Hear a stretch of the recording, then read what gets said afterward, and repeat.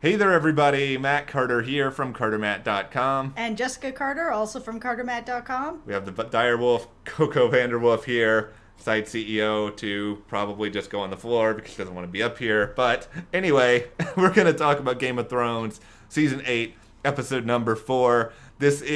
We are done with one battle, and now we must go to the next battle. That is really, the story of this episode, it's just, okay, we'll celebrate, let's get drunk, let's do some crazy stuff, now we're all gonna go die. It was nice to see some celebrations. They deserve some celebrations after everything that they went through in this episode. I feel like I would have been one of those people that just wanted to keep the celebrating going for a little while longer. I mean, can I be on Team Sansa here with the why so soon? Yeah, well, and she was right, and she is right. You know, you gotta recoup a little bit. Yeah. Let them have the victory. Let them, recoup. They're not, not everybody's healthy, ready to go. They've just fought a very long battle. Give them a minute. Yeah, no kidding. Okay, so we're going to talk all about this episode in this video, and if you like what you're hearing here, be sure to give us a like and subscribe to CarterMatt on YouTube for some more updates. Okay, let's just start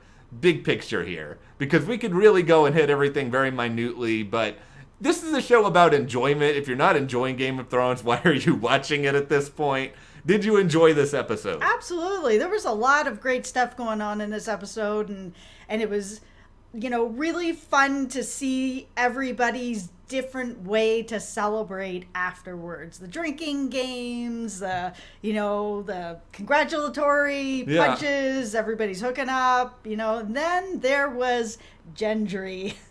Gendry did not exactly have the best night of his life. I mean, I think we can all agree that, for a brief period, it seemed like Tormund was going down to best night ever territory, and then until Brienne left, but, yeah, until then he was really feeling himself. Yeah, a lot of other people having a good time. Yep. Gendry, I think Gendry was, on one of those sort of things where, so many good things happen to you, and he's like, all right, I was just, promoted to a lord. I am now... Yep, no longer, Yeah, he's now Gendry Baratheon. That's right. He's got his lands. Yeah, he's feeling very, very good about himself, and I think at this moment... He's got the approval of the queen. Yeah, he's just, strutting along here. He's just nothing could he's doing John Travolta at the start of Saturday Night Fever, and he's just thinking, I got this. I'm going to go and propose to Arya right now. It's all going to go great. And then it doesn't go great. Well, and it was an interesting moment, too, because he really should know her at this point that this is not who she is or what she wants. And as much as she cares about him, he knows that this isn't who she is. I think he got so caught up in the moment. I just don't think he really... Too much wine, too much mead. Not the best decision. I get where his heart was, but... If you know Arya, you know that this was going to be a hard no. Yeah, too much partying, not enough thinking. I will say this. At least Gendry did not do the move that's basically like going down on the basketball court in the middle of the game or proposing in front of the audience. He at least waited until they were somewhere else. Yes, to hear what I think he knew was going to be a no. Yeah. He must have known in his heart. Yeah, I think this was so you think I might have a 5% chance, but if I don't go for it, then I never know. Yeah. Yeah, it's appropriate for Arya to say no. I would have actually been kind of just what? If Arya had said yes. Yeah, no, I didn't expect that she was going to say yes. I kind of felt like this is where it was going, and, you could kind of see it on her face, and she was like, oh, no, please don't bring it there. We've got this connection. You know who I am, and don't make me say no. And yeah. So I think incomplete night for Gendry when it comes to his success rate. Yeah. I think, who had the best night in the post Battle of Winterfell celebration? Is it Brienne? It didn't end that well. No, it didn't end well. I don't really know that there's anybody. This kind of ended maybe not that great for anybody. Is this really one of those parties where it's everyone's having a good time, but then it goes past 2 a.m. and my personal belief is nothing good ever happens past 2 a.m. Yeah, no, and then it's over and, Jaime's getting on a horse going back to his sister. Yeah, exactly. So Jaime and Brienne, I think Jaime decides, I don't know what it was was. Maybe it was like the post-battle afterglow. Maybe it was the learning that Brienne was a virgin. It's like Jaime wants to... when he's in Winterfell, Jaime wants to do things for Brienne. I think that is very clear at this point. Well, I think that he also wants to see what Brienne sees in him. Because that speech that he had at the end where he was, admitting all the horrible things that he's done, all the horrible things that he's done for his sister, and how he really feels about himself. He wants to see that person that Brienne sees, but deep in his heart, he doesn't feel that he's that person. It's almost like he's been on the journey to redemption, and now that he's gotten here, he just can't accept it. He can't forgive himself. He can't move forward. He feels he's always going to be this guy who's always going to do the right thing for his sister, and he's just going back to that big black hole. And this is why, and I hate that Jaime did this. Like, let's make this very, very clear. I was very, very upset at Jaime Lannister, but it is... I feel like Jaime was upset at Jaime Lannister while he was saddling up. You could see it on his face that it was just... He was... He doesn't know horribly accepting that he thinks this is who he is and that this is how it's got to be for him. That he doesn't deserve to have a woman like Brienne and live in Winterfell and be happy. Exactly. And I mean, it does go to why I said weeks ago that Jaime Lannister is maybe the best character on Game of Thrones, because he's just like so emotionally traumatized, and like he really is just constantly like beating himself up for a guy who has the name Kingslayer, which is like basically the most manly thing anyone could ever call you. If somebody called me Kingslayer, I would just faint on the spot. I would not know what to do with myself. But like that... Well, now I know what to call you. Yeah, don't... If you want me to pass out, no, but like... that's like such a big, powerful name. But then inside, he just seems so small, and he seems so insecure. And I feel for the guy. I think there's still redemption for Jaime. There is. I mean... it just depends what he decides to do when he goes down to King's Landing. I mean, he does have a few options, but right now it feels like he's still being drawn to the darkness. Yeah. He has a connection with his sister in a way that nobody else does, and he's drawn to the darkness. Yeah, so it really could go either way, Could he be the one to take out Cersei? He's the person who can certainly get the closest to her, but will he? Yeah, I don't know. I don't even know if she's going to let him, to be honest, after everything that's went down. So I think that's another kind of interesting question in its own right. So after we go through everything at Winterfell, we have the party, everyone's had a good awkward time for a little while. We then have what we could very well call... a good awkward Yeah, a good awkward time. That's when it starts great, and it turns out you regret a lot of things afterwards. Especially for Daenerys. Yeah. Man, she was not having a good time. What a great performance. She didn't say anything. Yeah. You just see it all draining on her face as she saw how much everyone was like, yeah, Jon, and you rode that dragon. She's like, I ride dragons every day. Yeah. Like, what about... Where's my pat on the back? Yeah, like, I've been born to do this. This was probably one of Daenerys' worst episodes in terms of nothing worked well for Daenerys in this episode. She had a bad episode. First, nobody's giving her high fives. She's just kind of having to sit there. Then Jon is like, nope, I'm not keeping the secret. I gotta tell people that I'm Aegon. I don't want to do things your way. My family deserves to know. What did you think about that decision? I mean, for Jon, it was the right decision. He's not a person he is a man of his word. His family does come first. It is a lot for him. He's not a person to really be the keeper of secrets here. And I think he wants to be honest with them. I mean, he loves Daenerys, but his family is really what he's got. And so, he made the right decision. He's given his loyalty to Daenerys. He's told her he doesn't want the throne. Yeah. He will bend the knee 1,000,000 times to her, and I believe him. Yeah. I don't think it's going to be years down the road. He's going to be like, maybe that throne. I think he's a man of his word, and he means what he says. And I do think all of that is true. It's interesting and weirdly prophetic, I think, in a lot of ways, because I could easily see this path on this show going down a road in which eventually, as more and more people now collectively all find out that Jon is really Aegon, them all pushing him to be the real ruler, and kind of Daenerys having a defection on her hands because she's too much about, I need the throne, and Jon's just kind of like, eh. And then my boy Varys, you know my love for Varys. Varys is my guy. He's up to no good now. Well, Varys Varys is my mouthpiece on the Game of Thrones when he says that the best person on the throne is somebody who should not want the throne.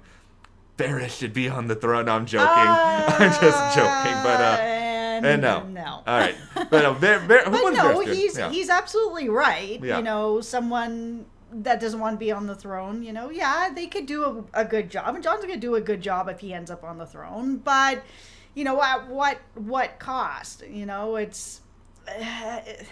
because it just feels like now Varys is kind of maybe thinking like Daenerys needs to be the way he was talking. Like, is he going to take her out? Or is he going to have somebody take her out? Like, I don't know what's happening here, and I don't like it. And I've never been the biggest, like, Daenerys fan. She's not exactly the person that I would want to see on the throne. But, you know, I don't want her to be taken out.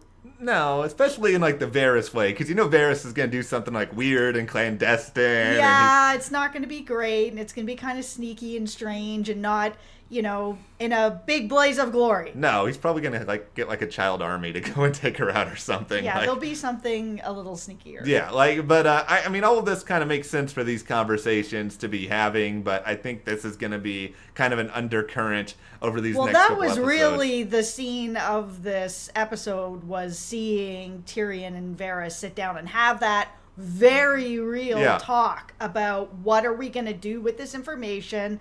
What should we do with this information? Well, now too many people know, so, you know, it's information. It's no longer a secret. It's just going to be out there. So what do we do about it? And I think with Tyrion in particular now, like, Tyrion for most of this show, I think we have all kind of talked about how smart he is, how crafty he is, how good of a strategist he is. But, you know, Tyrion's kind of screwed up a little bit as of late.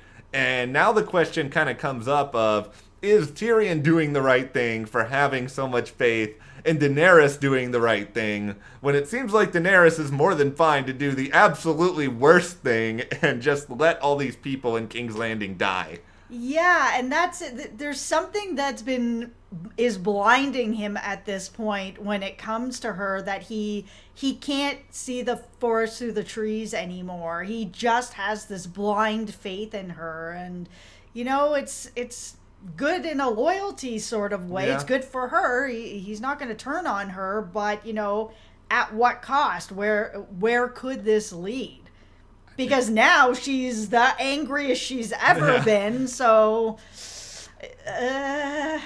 Yeah, and I think it's even harder now as we kind of transition into the first major death in this episode. It's hard to actually talk a lot of sense into someone who is so distraught after losing, you know, her own dragon. R.I.P. Rhaegal ends up dying in this episode. A lot of people thought there was a dragon death last week, and instead Game of Thrones was just like, haha, you thought, we're actually going to kill one of the dragons this week.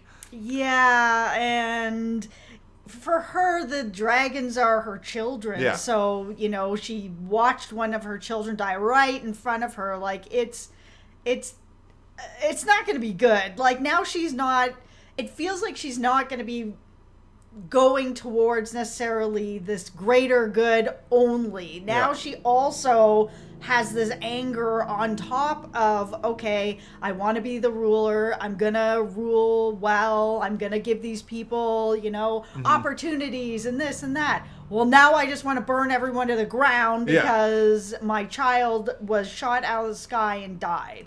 Yeah, and I mean, I think Daenerys has good intentions at times, and I think she has some qualities that can make for a good ruler, but when you put her in this position where you kill one of her dragons, and I have never hated Euron Greyjoy more than I do right now, and I have hated him every time I have seen him. Yeah, he's the worst. He just has I just don't like his smarmy face every time I'm not talking about the actor. I'm sure the actor looks nice and cleaned up at all red carpet events. He's doing a great job. He really is. But like, yeah. he's making us really hate him. Yeah, like, I mean, at least with Cersei, we've had enough time with Cersei. Like, I loathe her too, but we at least know her story. Like, all I know about Euron is just that I want something terrible to happen to him, which is probably not a good thing to say, but, here we are. Here we are. I think everybody's kind of on that boat. Yeah, and, at this point, Euron's entering, like, top 5 most hateable Game of Thrones characters with Ramsay Bolton and Joffrey, so, yeah. It's pretty far up there, but yeah,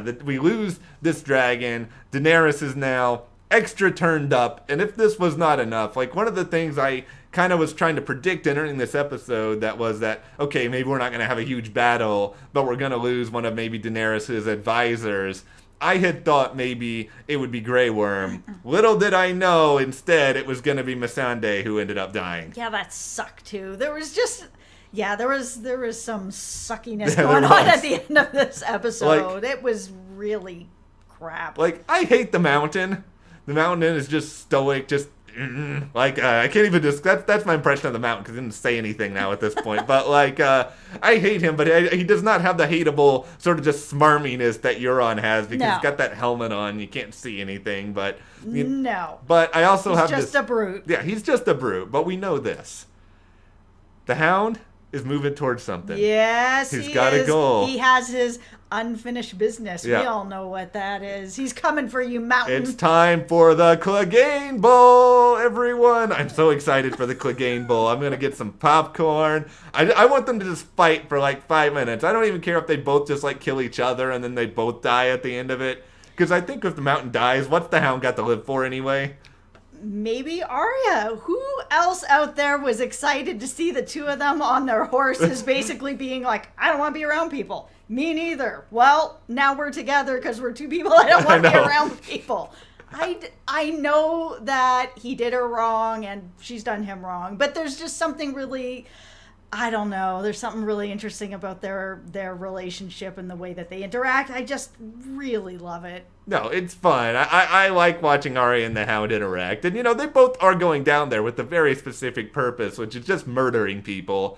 So absolutely, because she has her goal too. She's got to get Cersei off her list. Yeah, so I mean, they've got something in common here, so that they can do this together, they can kill, and then they can be happy on the other side of this. Because no one is sure happy right now. Like, we can all make that clear. Like, we lost Missandei, we lost Rhaegal. Daenerys is really upset. Jon's upset. He's having to tell secrets. It seems like Jessica's also upset. Yeah, Jessica's upset. Like, is the only person who's kind of upset on that, like, okay at the end of this Tormund? Like, I didn't see Tormund heading down there. It seemed like he just... That's true. He went off with that woman, and that was the end. So he's all right. Yeah, Tormund's just fine. He's just off drunk somewhere with, like, some random woman he met at the party. So I guess Tormund is the winner of this episode. Well, he did end up going back with Jon's wolf. All right. Well, he's, I guess, alive. So he's still in a good spot. He's going home. All right. Well, is there anything else you want to touch on before we wrap this up? No. Okay. All right. Well, with that in mind, let's ask you guys some questions. What did you think about Game of Thrones Season 8, Episode 4? What death saddened you the most? What do you think about Daenerys's let's just charge right in battle plan? And how do you think this is all going to wrap up? Let us know in the comments. Also, give us a like, subscribe, and you can support us further by checking out that link in the description. It's right down there below to the CarterMatt store. And you can also see in the description a link to the video preview that we have for the next new episode as well. And we will see you guys here next time.